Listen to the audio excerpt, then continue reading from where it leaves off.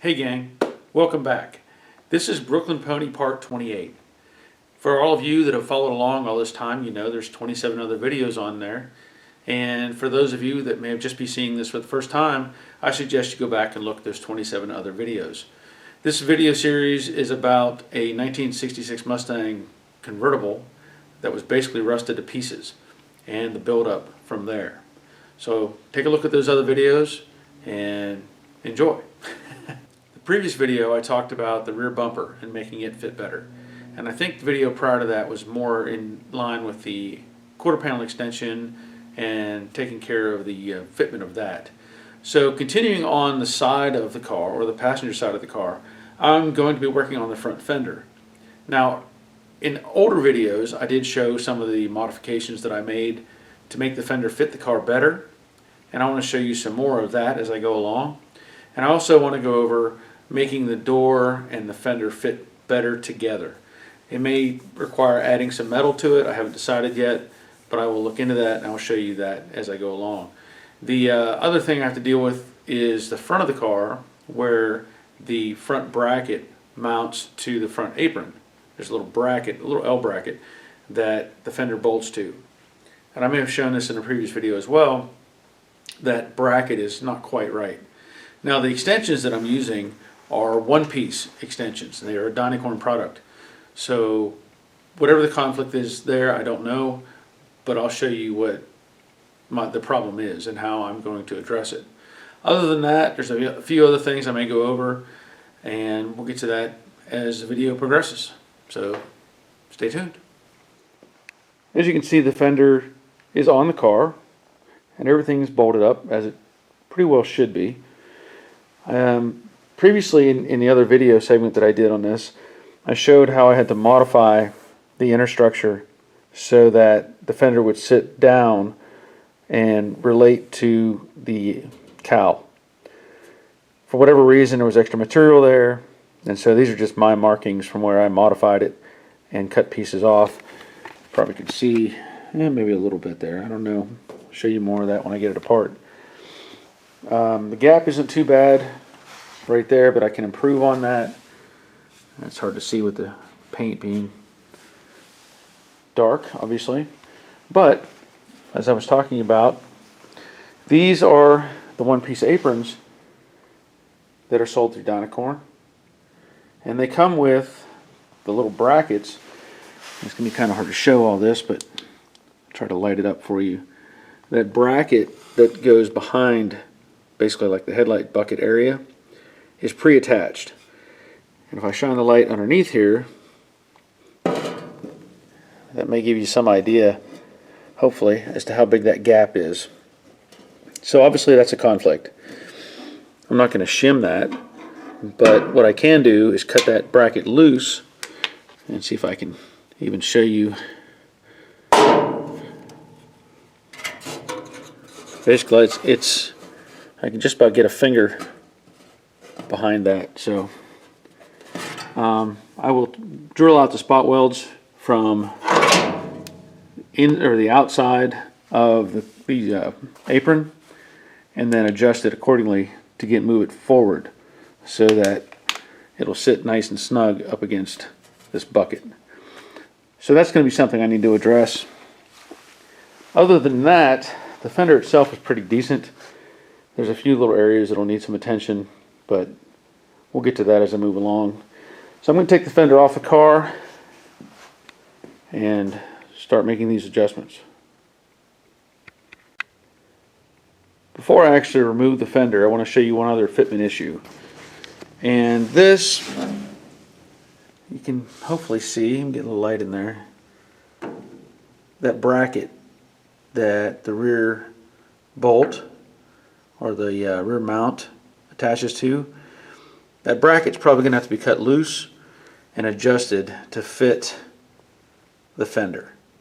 Now of course these are, you know, aftermarket fenders. Nothing's going to fit like original, but you can see that hole, hopefully see the hole is off quite a bit for the fender. So I may end up just making my own bracket and make that thing fit properly. So just another observation, something I thought you might want to see.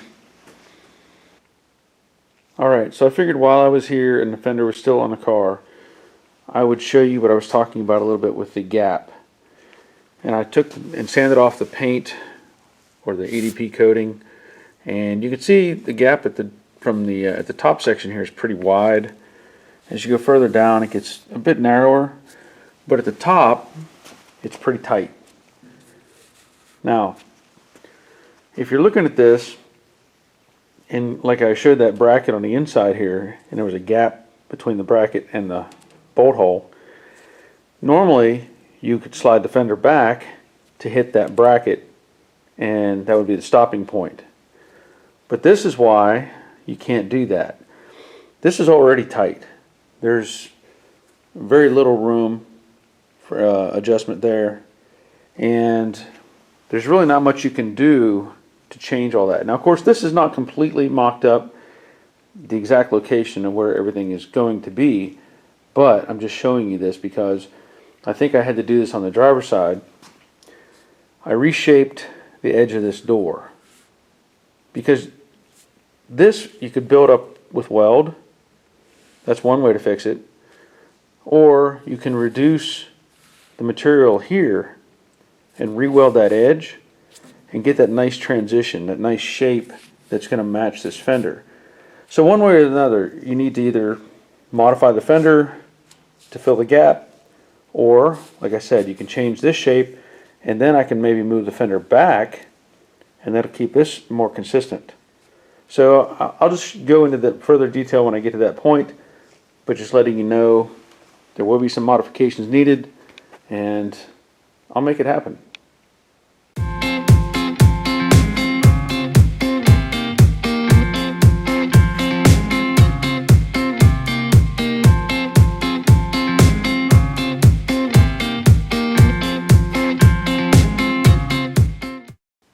Now, of course, this is the bracket that I was referring to earlier, and basically I'm just going to try to drill into these spot welds. I don't want to drill through the apron, but if I do, I can weld those holes shut and blend them smooth. Ideally, though, I just want to get through this bracket, and there's a series of welds here, and there's another weld up here. Now, you can kind of see maybe this weld is way back here, this one's kind of to the back, this one's way up front. These are two different angles, or two different distances. So I don't know how when they build these things, just how accurate this is. Normally, you would think there'd be a template or a jig or something that indicates where that's supposed to be, and then your spot weld tool would follow a pattern. This looks like it was maybe done freehand. I don't know, but that's what I have to address.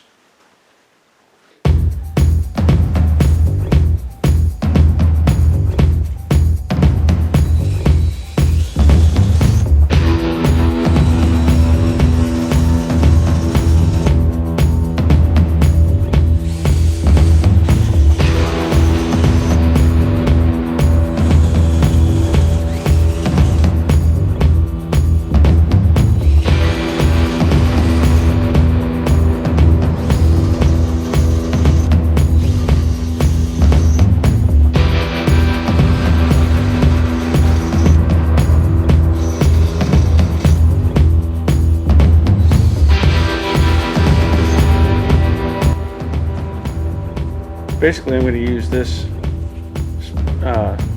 spot weld splitter. I think I got this from Auto Body Tool Mart, and I'm just gently going to try to work those loose.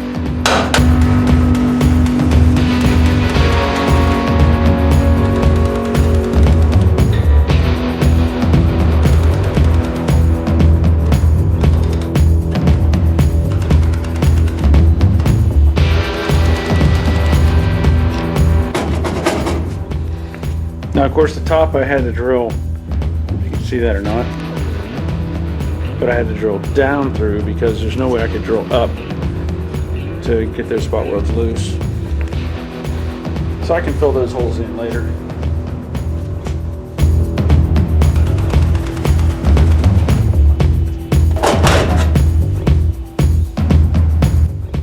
So I salvaged that. Basically, I'm just going to move it forward a little bit, and it'll require putting the fender back on, getting it where I want it, marking it, taking everything back apart, and welding it in place.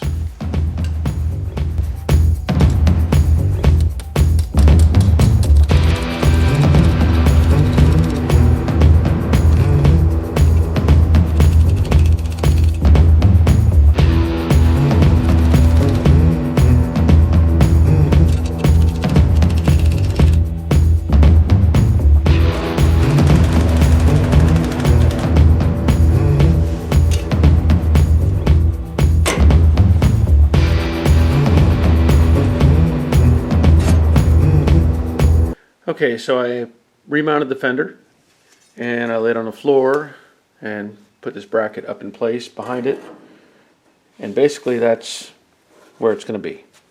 And you can see the difference, hopefully see the difference where the original hole was and where the new one needs to be. So maybe 5/8 to 3/4 of an inch, something like that.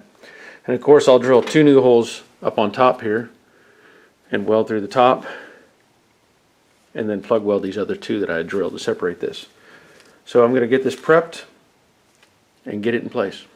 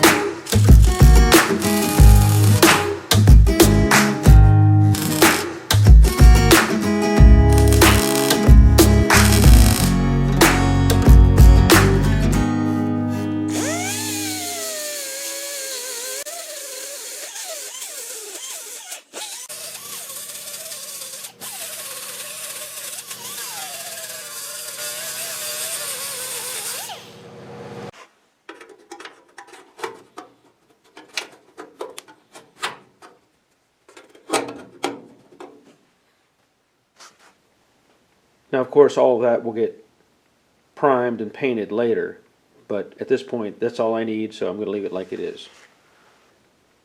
Now as I continue with the process of getting this fender to fit the way that I want it to fit, or that it needs to fit, I want to show you something else.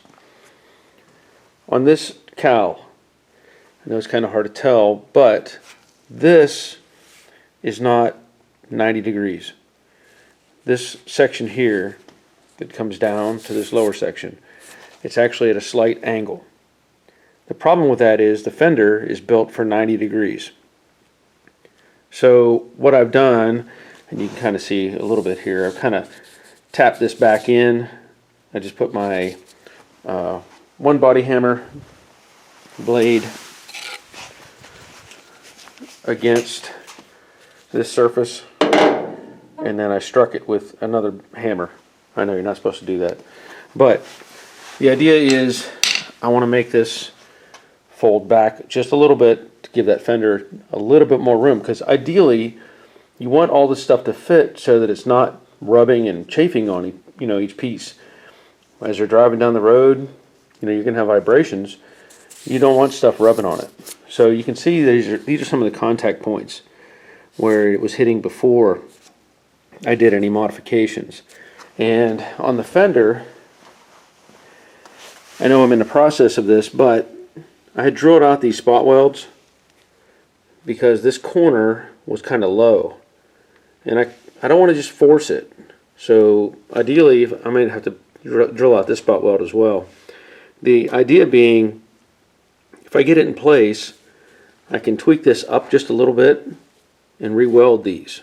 And that way it's going to be in a fixed location and not going to be a conflict later.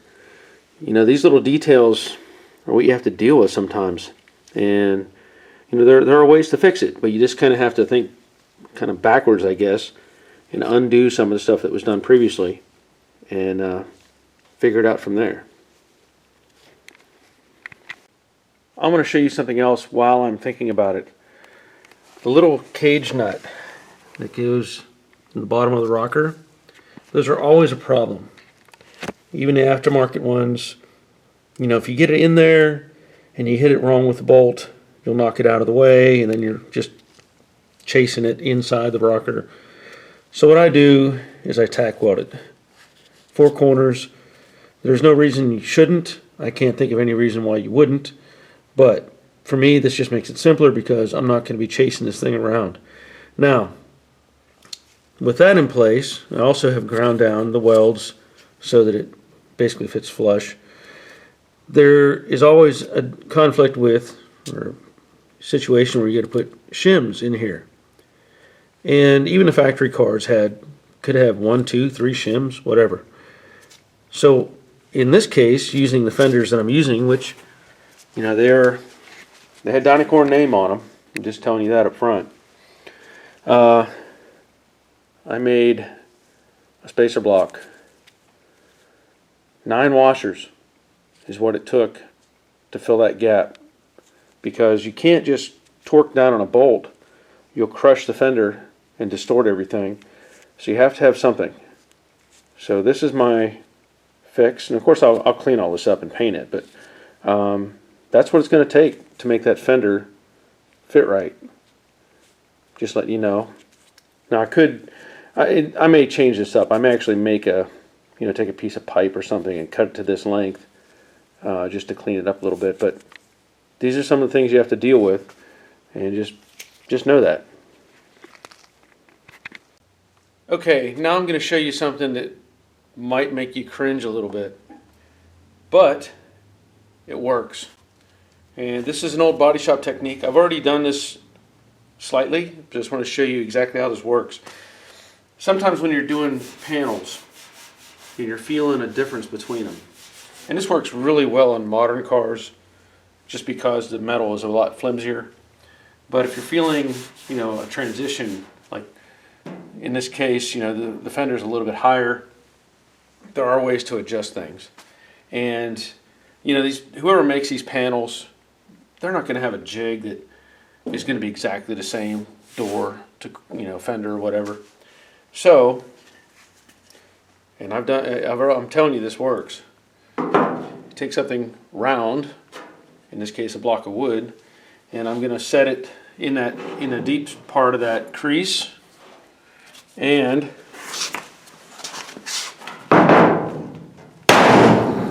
give it just a little shot. And what that does is it just makes things move. You know, because I hate to say, I don't know what I want to say, but sometimes you have to be aggressive to make things happen. And this is what works. I've done this before on other cars. I've done it with a 2x4 flat pan, you know, flat 2x4. Put it on the surface, hit it, and it just allows some movement and remedies some of these issues. You may not want to do it. I'll just let you know. I've done it and it works. So now I have a much better transition. At that point, I may do a little bit more fine tuning as I go along, but just wanted to show you that. Have I mentioned how much I like these little Braun flashlights? They're great. Let me show you this. If you look down in this gap, you can see the fender is kind of angled back, and that's where it's making contact with the cowl. So you can see now maybe why I've cut those welds loose, and I'm going to reform that a little bit so that it takes care of that chafing. It's a little bit happening up in here, but now that I've adjusted that cowl, see if I can, I don't know if I can get enough light in there the way I want to show you, but now it's not rubbing against the cowl. So anyway, just letting you know, sometimes you just gotta massage things into place. And of course, this is where I was talking about this transition right here. It's close, but it's a little bit off here where it meets the top part of the cowl.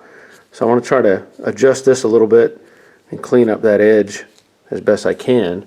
Some things you just have to live with. You can't fix every single little thing, but while I'm at this point, I'm going to try to fix the little things so that it's not an issue later. This is the point that I say I'm happy with that. And I say that because now nothing is chafing. Nothing is making contact on that cowl. And the shape, the transition is much better. Coming across here. Still a little bit here that I can, play with. But I did cut loose the other spot welds. And so that allowed this to move and fit much, much better. So now I'm going to go back and weld those in place and move on from there. I still have to mess with the bracket inside of the fender here. Now before I do all the welding, I want to show you a couple things as well. These are the spot welds that I cut loose, and part of the problem was this bent flange on this inner brace. This piece, you maybe can see it there. There was a high spot right there, and that's where this was interacting poorly.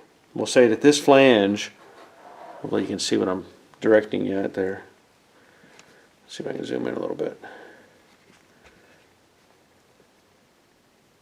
Looking at the camera backwards, sorry.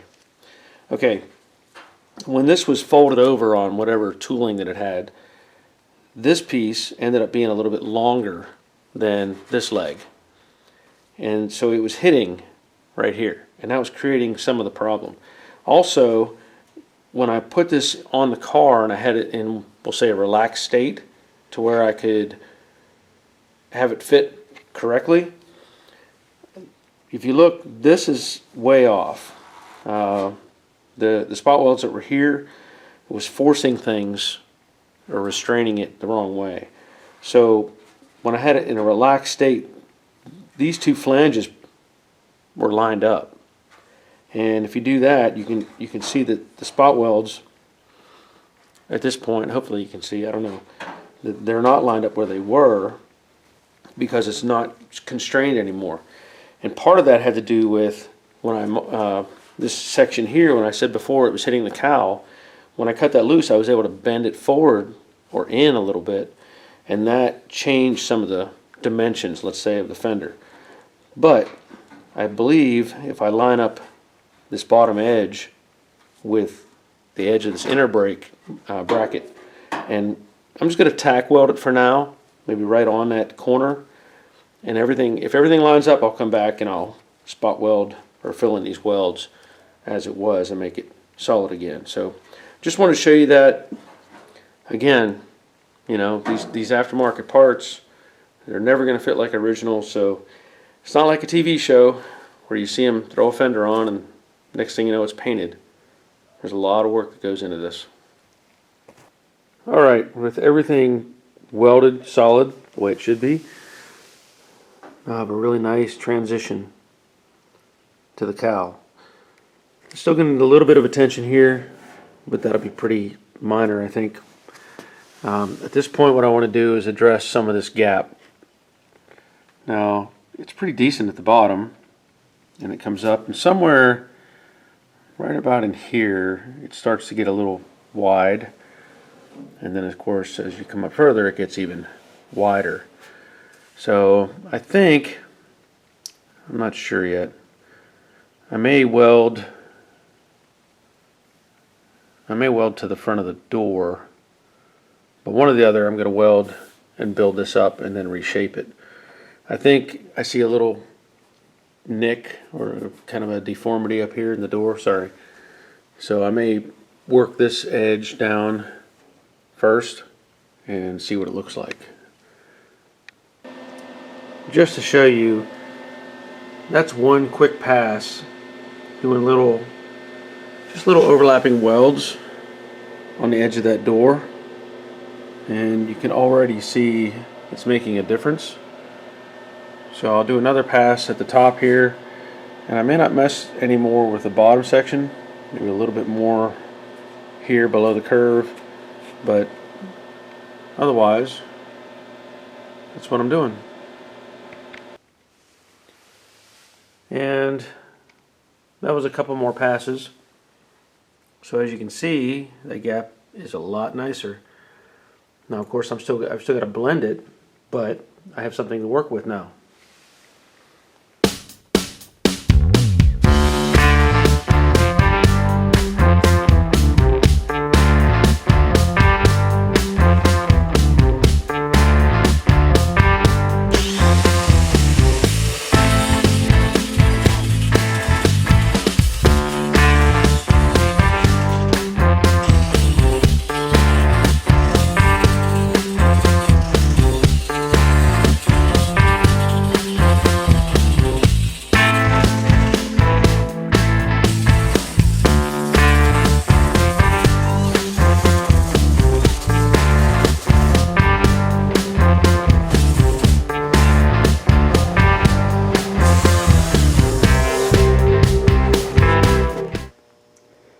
So after the initial blending, I went back and I welded on the face of the door to make sure I have a nice transition.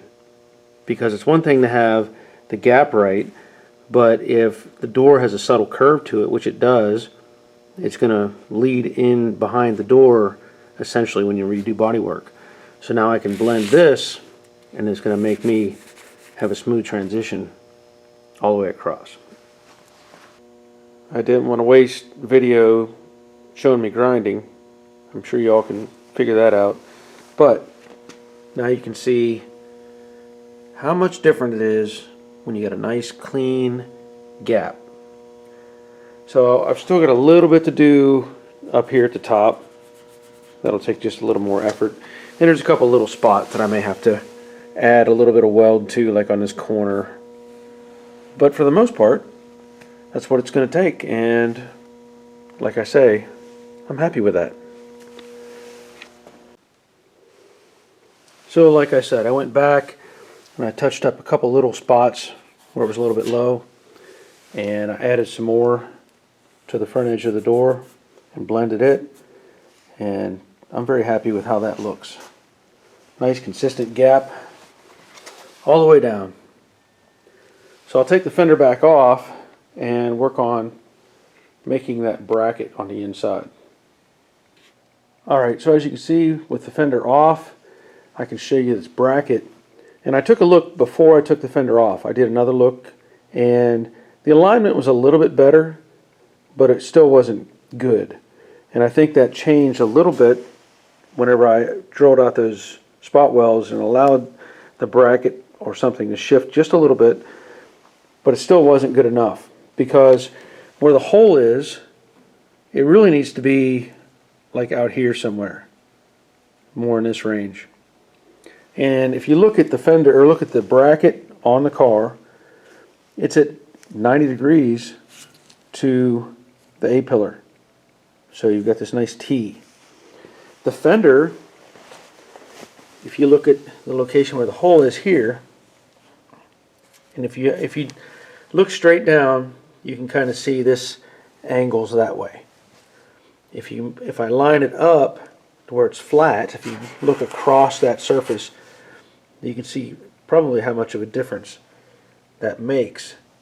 Now that comes into play whenever you're trying to put this bolt in, because you've got a flat bracket or a square bracket, and it really needs to go in at an angle like this, so that when the fender is on the car, that fender bracket is actually angled back like that. So I'm going to have to come up with a way to remedy this. And ideally, I'd like to use the factory bracket, but I don't want to move it. I like where it is. The fender actually sits on top of that. And I know I talked before about chafing, but this is a little bit different scenario. This, when the fender's in place and the bolt's tight, it's not going anywhere. It's not moving.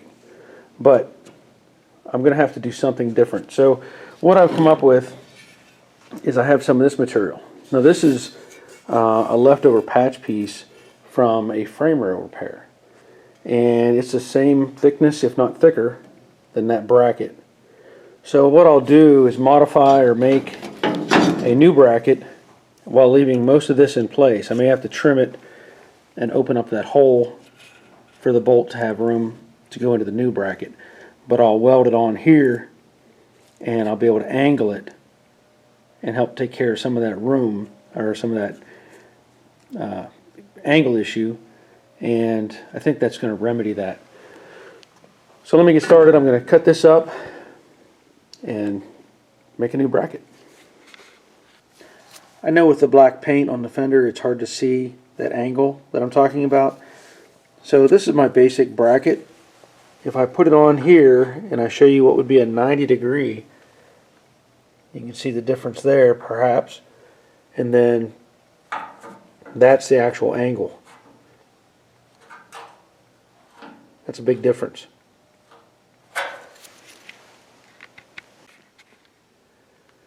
I put the fender back on the car, as you can see, but I wanted to show you, if I can,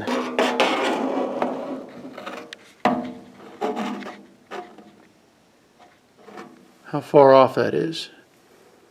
Basically, I can get my finger between the factory bracket and the fender, which is a really big gap. And also the angle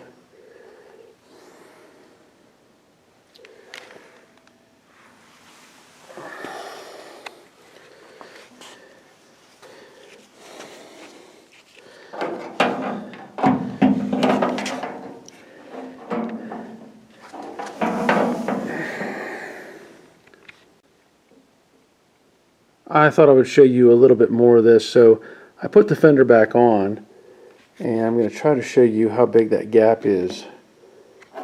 I have a light in there, and basically I can get my finger between the fender and the bracket. And I also want to point out that the angle for the hole, even though it's improved as far as how it looks in the bracket, it is better, but the angle, it's kind of hard to show you, but if you follow the threads, like if I stuck a bolt in that hole, from here it looks like, yeah, the hole lines up, but it doesn't actually, because of the angle from 90 degrees, and then secondly, the angle of the threads are actually down like that, if that makes sense. Like if you try to put a bolt in, it's going to want to ride on top of the hole in the bracket and push the fender up. I hope that makes sense. It's kind of hard to convey an idea sometimes, but I want people to understand what's going on with some of this stuff, and you know what you have to do to fix it. Alright, so you can see I've tacked on the new bracket, and it is lower than the original, and there's enough space now where I can lower the hole that will eventually be for the fender. Of course I will trim this down, but I'm just mocking things up so that I can have a look at it and make sure everything is going to line up properly. So that's the end result. You can see I cut away the other bracket and of course adjusted the angle. I think it's going to work out just fine. So there's what it looks like with a bolt in place and holding it nice. So that's a good thing. So that's it for this episode. I thank you for watching. I hope you learned something or at least found some information that may be valuable for your project. As I said before, it's not a matter of just putting something on. I've talked about other panels where you've had to manipulate or massage to make them fit the car, and it's not uncommon, but there are ways to fix it, or at least adjust it to where it suits your needs. Now, not all cars are going to be built to this extent. Some are just going to be daily drivers. Some are just going to be fun cars that people put together. So you may not go this far with the process. But for me, I want this car to be straight. I want it to look right. And this is what I do. And all of this is going to help later on when it's in primer and paint. Because once you find problems at that point, it's too late. So I'd rather spend the time up front, get everything as nice as I can, and then not have to deal with it later. Again, thank you for watching. If you'd be so kind, throw a thumbs up on there, subscribe, share, tell your friends about the channel. Anything that helps further the process and get some information out there for other people. So stay tuned, take care of yourselves, and we'll see you next time.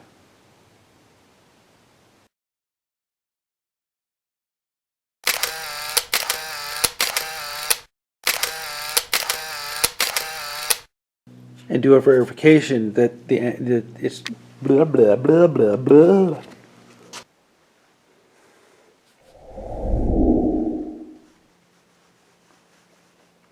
And blah blah blah blah blah blah blah blah blah blah.